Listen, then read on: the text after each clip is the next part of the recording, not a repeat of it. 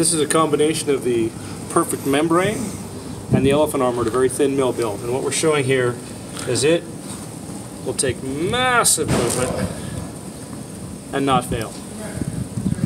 It's bending it into a U. Could that contain a structure even in an earthquake? That's exactly what it's made for. What we're going to show here is the tensile strength as well. So when it takes impact, where again normal concrete or mortar would shatter, when I hit this, it should actually create a hole exactly in the shape of this hammerhead as it goes through into the foam and not fall or shatter. That is cool.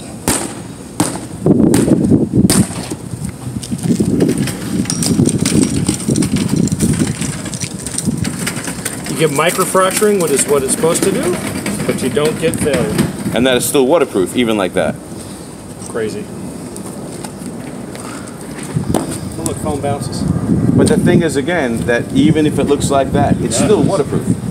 That's a less than 1/8 of an inch of product. We're going to do a waterproofing test on the piece that was hit with the hammer to show that even in this condition, the substrate will still be dry. Consolidated. Or tight, tight, tight. All the way.